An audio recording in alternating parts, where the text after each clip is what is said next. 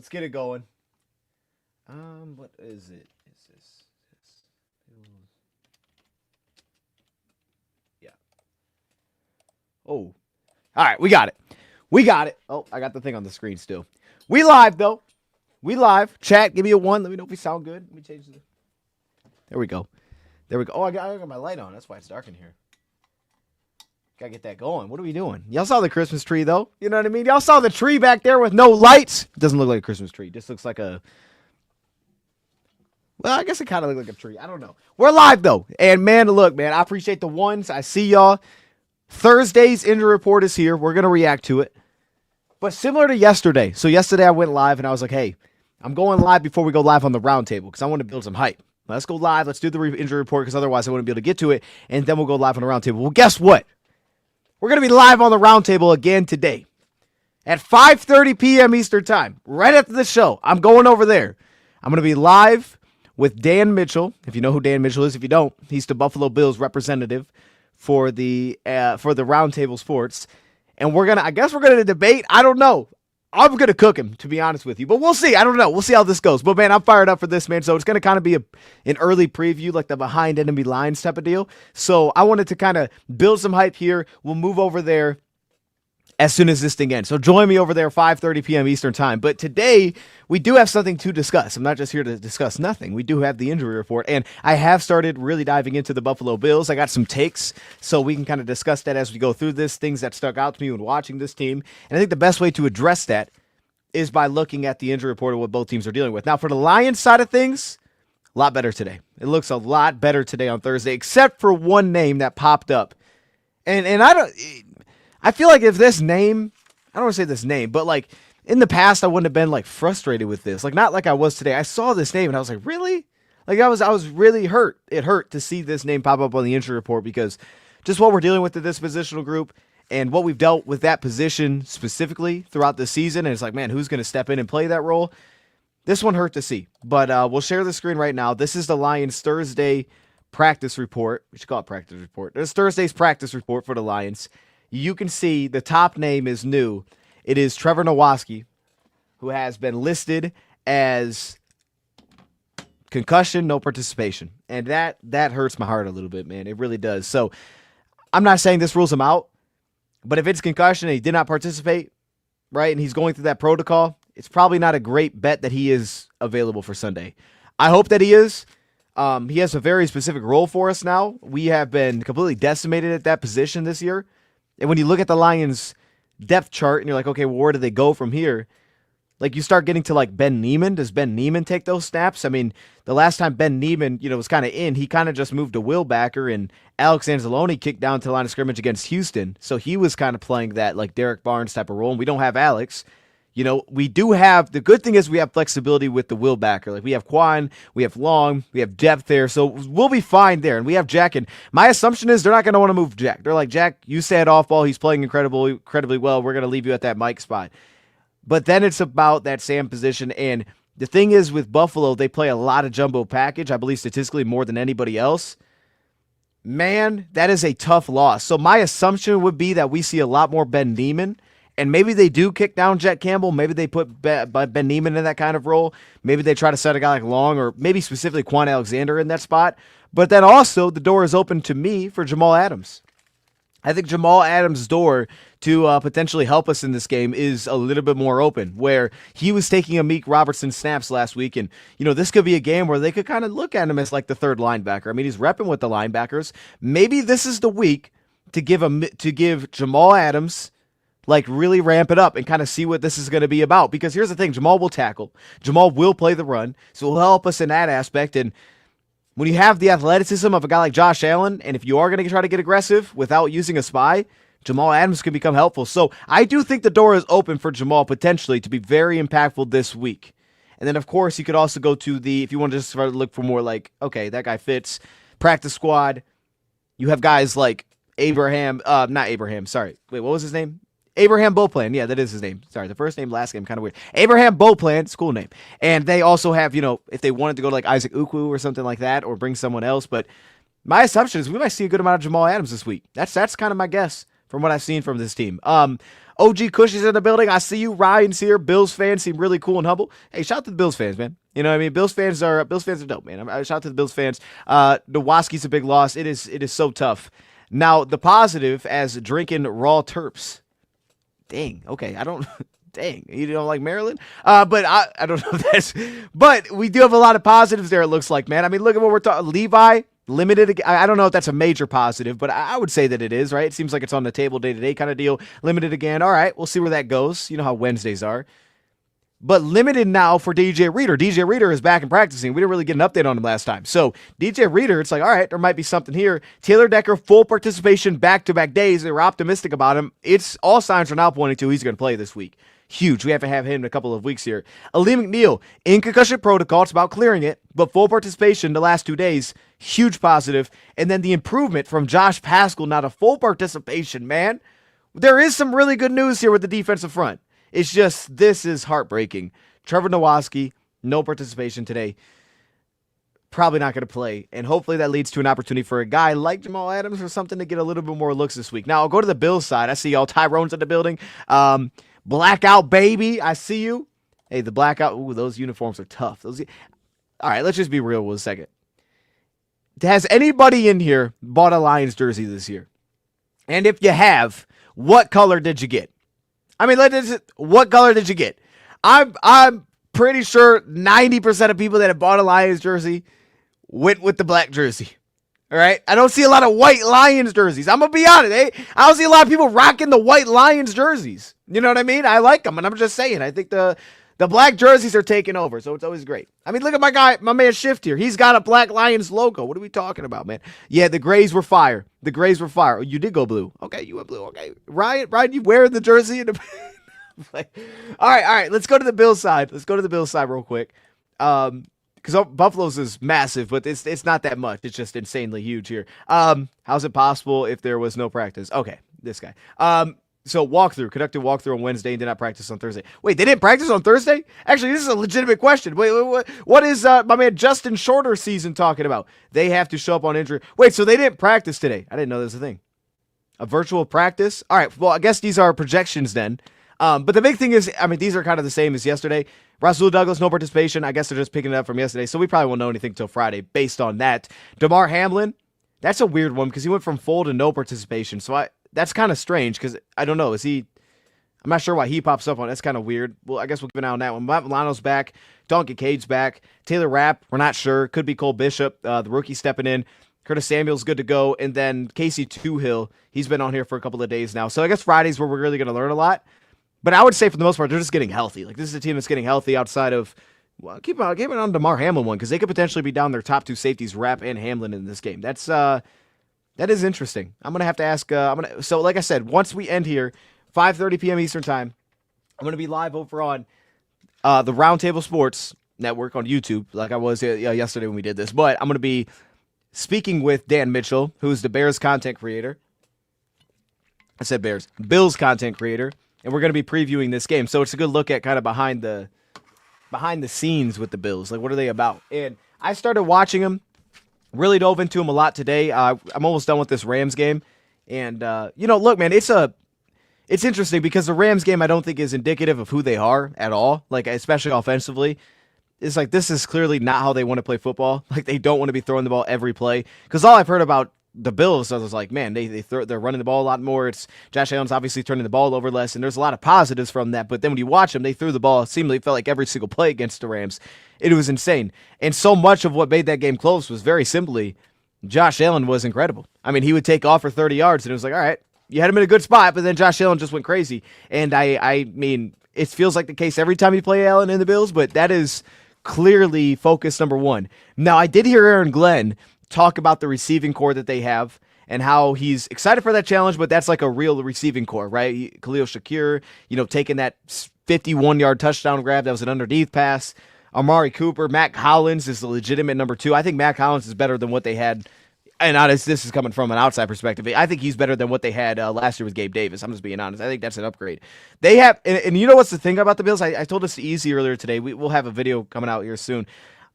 They remind me of the Eagles a little bit. Like in terms of the way that they kind of have this thing built, it's like you have two big time wide receivers, outside receivers, and I'm not saying Matt Collins is like a household name because he's not, but they lean into that.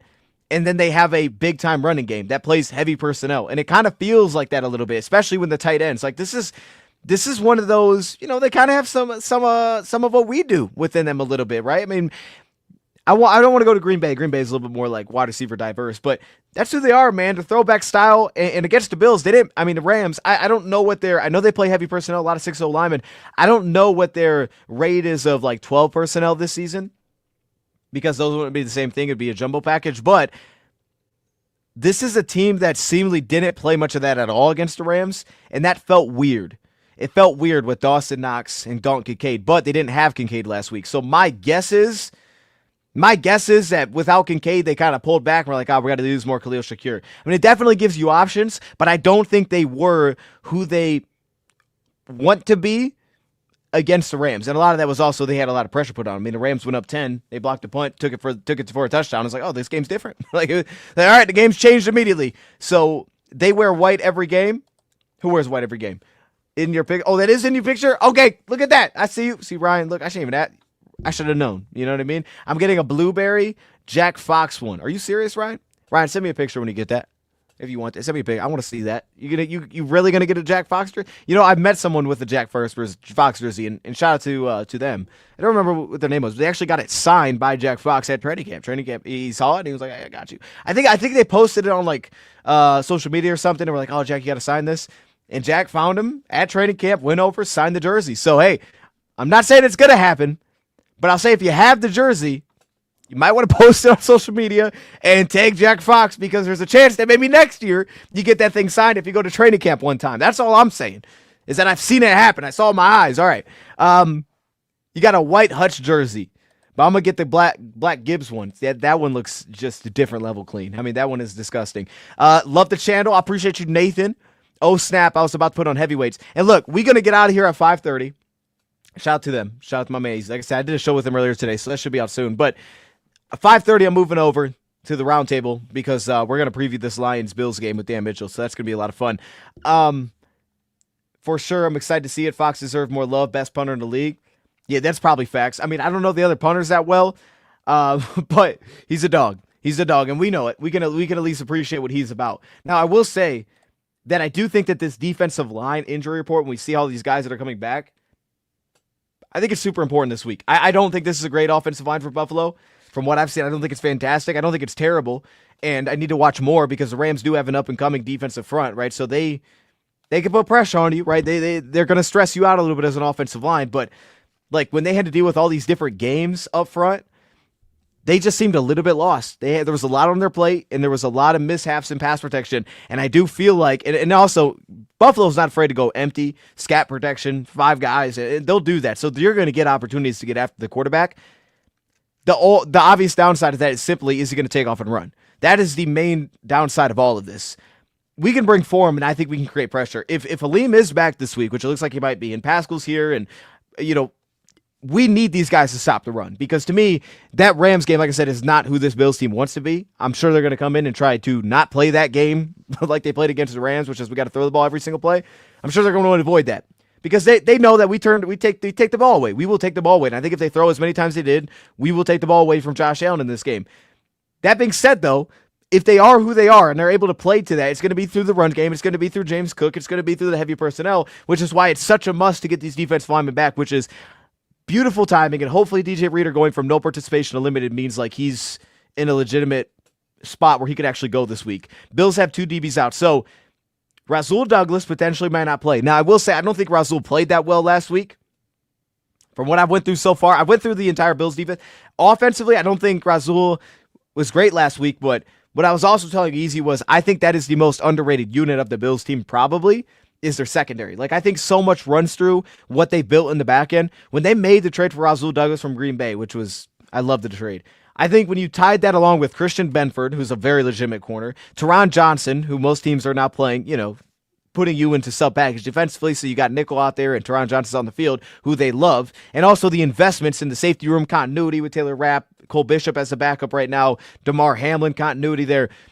that unit to me is the most underrated unit because it kind of pulls everything I feel like together. Like this is a team that plays, they play a lot of zone, especially on early downs from what I've seen.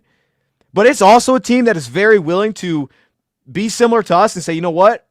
We're going to get after you. We're going to play one-on-one in the back end. We're going to go single high safety. We're going to play cover one, and we're going to blitz out of it. And we're going to get after the quarterback. Now, they'll have their wrinkles, right? They'll drop two underneath defenders in zone coverage. They'll run like a cover one with a couple rats underneath, so they won't always go all out in blitzing.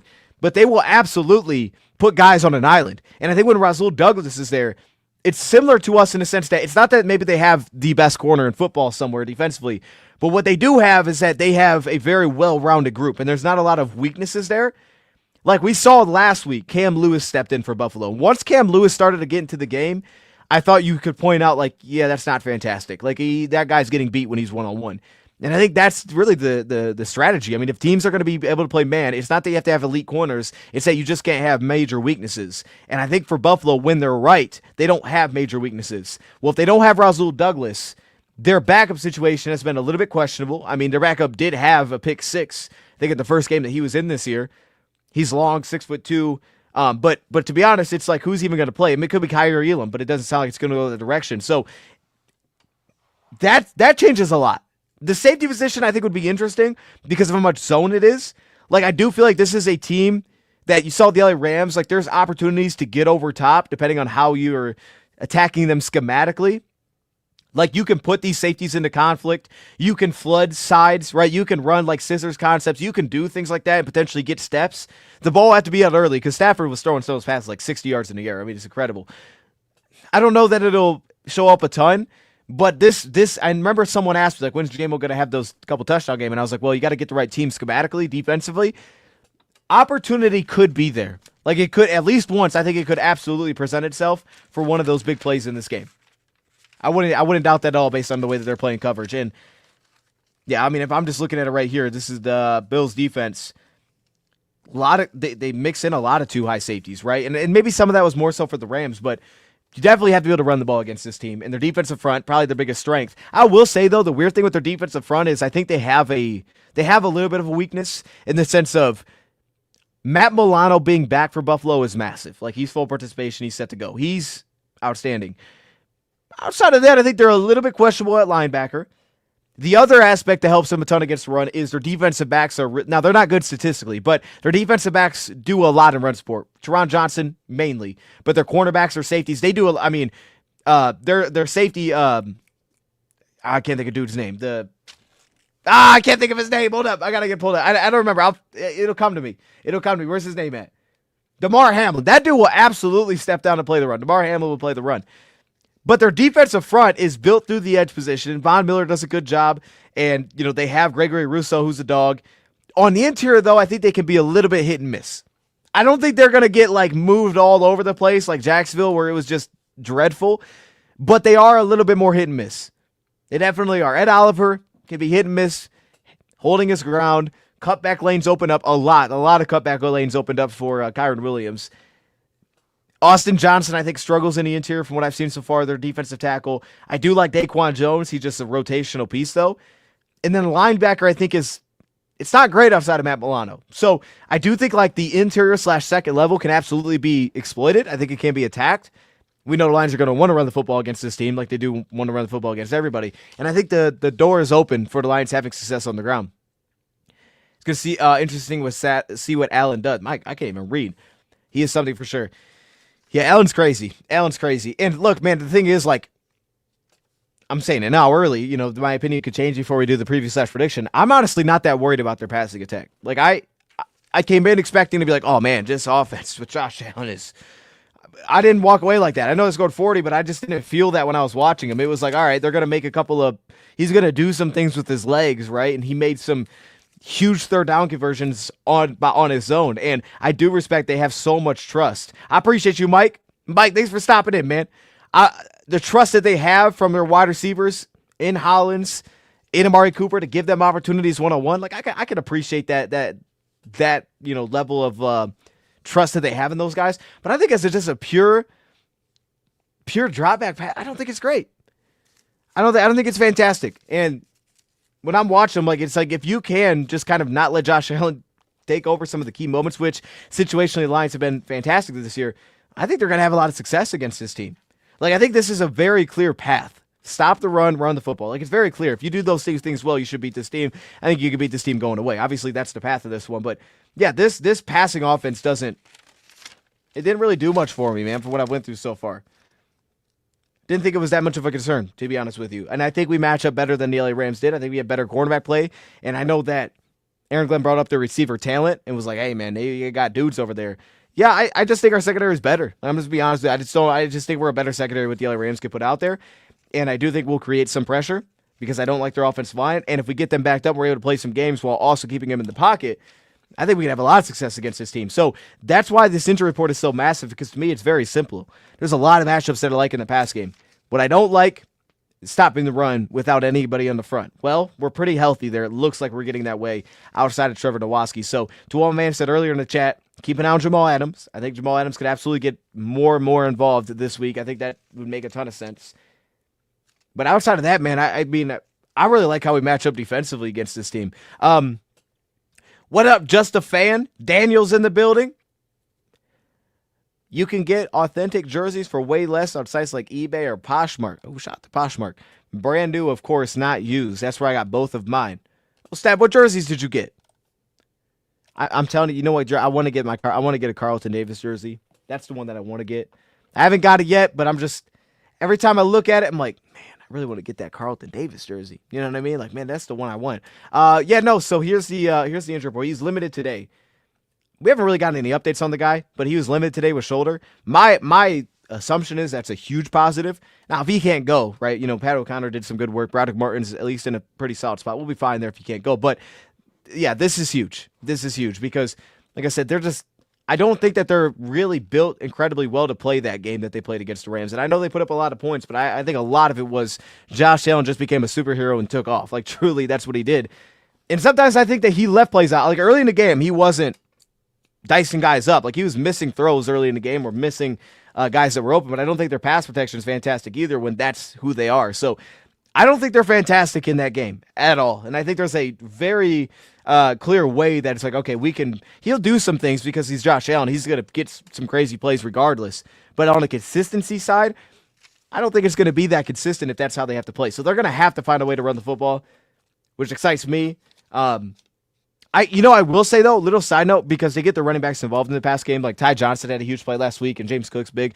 They have like that little like running back screen that they run as their check down, which is Green Bay does this too, where they'll have like a tight end. They'll take him out of the passing concept, and they'll have him just like float in front of the back, and they'll swing it to him, and he'll have a lead blocker. They do it against zone. It's effective.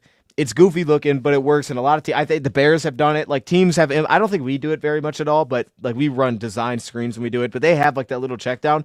I think we don't do it because it takes guys out of the concepts. Like it just takes guys out of the route tree. So you're just leaving somebody to stand there and you have like two routes on the field. But again, I think that just speaks to who they are as a drop back passing team. That's not where they want to live. That's not their game. So these defensive line injury updates are huge. This is the game. These are huge. And as Crazy Clown says to the haters, we're getting healthy. We're in a good spot, man. I'm feeling good about this game. I really am. I feel really good about this. I don't even know if I just showed the injury report on the screen. I feel bad. Lions have advantage with 10 days of rest and 3 consecutive home games. Hey, that's what I'm talking about. You know what I mean? According to Nick, we never play on the road. You know what I mean? So it is what it is. You know what I mean? Like it is what it is. If we had to pay a little extra for that, so be it. You know what I mean? We do what we got to do. No, but yeah, I mean, we end the season with our last 6 games. We had 4 games at home, right? So we got this one, but we have a really tough away game for Chicago, tough away game with San Fran, and Minnesota now at home, which is great. That's the one that we needed back at home, was the last one of the season. We need the crowd for that game. We need some craziness in that game. But, I mean, it's an opportunity. Like, this was, when you looked at the stretch, it was like, okay, well, if they can get out of here with maybe one, it's like, well, if you win both of these, my man Ed was in our chat yesterday on the roundtable, which, again, we're going to here at 5:30 p.m. Eastern time. I'll be on the roundtable. I'm going to be talking to Dan Mitchell. So if you want to know more about the Bills, you want to see us go a little back and forth debate kind of style, check us out over there. He even brought up that the magic number is 3. So if, like, we win our next 3 games, I don't know if it means any games, but he just said magic number is 3. So I guess because of the tiebreaker with the win over Green Bay, that if we essentially won our next 3, Buffalo, Chicago, San Fran, that it wouldn't matter for the Minnesota game. And obviously that's ideal. Like, I mean, just be honest. Like, I'd rather it not come down to that. Pascal, huge for containing Allen and the run in general. Yeah, I mean, I don't see why not. I mean, like, look, Zadarius Smith, guy that needs to contain well in this game, because I think at times that can be a little bit shaky, but obviously he's going to be the pressure piece. Josh Pascal against their I don't love their tackle play either. Yeah, I mean, Josh Pascal's been really good there. So I like that point. And the thing with Josh is, too, is like, outside of how disciplined he's been as a contained player, he's also, as you know, the guy that, with all those games at stunts, he's going to crash inside to create a loop for somebody on the outside. And as long as we're staying in our lanes with that, like, again, I think we can win from a lot of different spots. So it opens up the door for him to get wins from the interiors. I think we're going to win up front. I really do. As a Bills fan, I don't see the Lions losing this one. I'd love to see a Super Bowl rematch. I love it too. I mean, I'm really on the AFC side. I'm rooting for the Bills, man. No one to understand the Bills' history. I'm rooting for the Bills. You know what's crazy, LFG? So we were at after the, I don't remember what game it was. I think it was after the Jacksonville game. You guys were playing Kansas City that day, and we went to the local bar. And afterward, man, everybody in there was cheering as Buffalo beat Kansas City. Now, that could have been more so just hate for Kansas City, maybe not as much just love for Buffalo, but everybody loved it. All right? So I'm just letting you know that was like universal love when you guys handle business against Kansas City. So we'll always be rooting for that. just throwing that out there. We're 12-1, weathered so many injuries. Don't let the off the gas pedal go full throttle. And if that's the truth and you can win your next 3 and get it, like, let's go do it then. You know what I mean? Buffalo, let us have them. You probably won't get the 1 seed. Let's go get it, right? And then let's have these 2 tough games on the road. I think the Rams win tonight. Chat, let me know who you got in the chat below. We got Rams-Niners. That's a good one, Super Juggernaut. That's a good game. I think Rams win tonight. But then you have an opportunity versus 2 teams that potentially have like a losing record, right? On the road. But then to just seal the division and then rest against the Vikings. Now, knowing Dan, he may not. But if he truly has the 1 seed, he might actually just rest. And that would be huge. Could you imagine having a bye week plus a week to rest? We'd have like 3 weeks off for our players. You know what I mean? I mean, that's as good as it gets. That's what we're looking for here. If that's a possibility, you're right. Let's go get it. Let's make that happen. And this really feels like the swing game for that being on the table. Like, you handle business this week. You know, the Vikings still got to play Green Bay again. And the Vikings are playing Chicago this weekend, which I think they'll handle business. But, you know, it was close last time. They went to overtime. They also got an onside kick, but it is what it is. Love the humble attitude. Not used to that with teams we're facing. As Lions fans, basically have to be humble. Yeah, man. Could you imagine how loud Ford Field is going to be with Lions get the 1st seed? Oh my goodness. I mean, and that would be the thing. Like, you could go into that game knowing you're playing your backups, and that crowd would still be fired up because they already know what time it is, man. Because when you get to those games, I feel like everybody kind of understands that there's really like nothing to lose. So you got Hendon Hooker out there firing the ball, and it's just like, bro, we're just house money, right? We're just taking shots. We'll see what happens. And everybody's fired up anytime something goes right because it's like, we don't even care if we win this football game. That's the mode it would be amazing to be in and give ourselves potentially an extra week on top. Stop playing, man. My goodness, man. Was at the Rams-Bills game. Keep the Rams out of the playoffs. You was at the Rams-Bills game? Dan's in the chat. He says, we waiting for you on the debate show. All right. We're going to head over there. Chat, we're going to head over there, man. So join me over. I'm going to drop the link in the chat. Was at the Rams-Bills game. Keep the Rams out of the playoffs. How are we going to keep the Rams out of the playoffs, man? You just want the Rams to be out of the playoffs? I don't. All right. Hey, look, I don't. Or I guess you're just rooting for the Niners tonight, I guess. Okay. I get it, though. The Rams are dangerous, man. And I get that. Honestly, I think the Niners are pretty dangerous, too, though, when they're right. But I get it. Their weapons are just ridiculous. They were making plays in that game that weren't open. And it's just like they have the weapons where it's like it doesn't really even matter. Like there was times like that where you're like, okay, that's not maybe the right decision. And Puka Nuka would still make the grab anyway. It's like, all right, I got you. So I'm going to drop the link right here. Bam. That's the link for where I'm going to go. Roundtable Sports. Join us over there right now. Let's go chat it up. Appreciate you, Donnie. Appreciate you, Jay. Donnie, it's good to see you in here, man. Appreciate you, J-Mo, Mike, Dan. We about to see him in a second. Crazy Clown. We're going over there, man. That's the injury report. If you're just joining now, roll it back, man. We go through it, and I'll see you guys. Click that link, man. NFC Roundtable, or not NFC Roundtable, sorry. NFL It's not called the NFL Roundtable. It's Roundtable Sports. I keep thinking NFC North Roundtable. Roundtable Sports on YouTube. We're about to go live over there. We're about to talk about this game. So join me. And hopefully Saturday's a preview / prediction. Or hopefully Friday. It'd be great if it was Friday. We're close. We're not that far off. We're not that far off. All right, we out of here.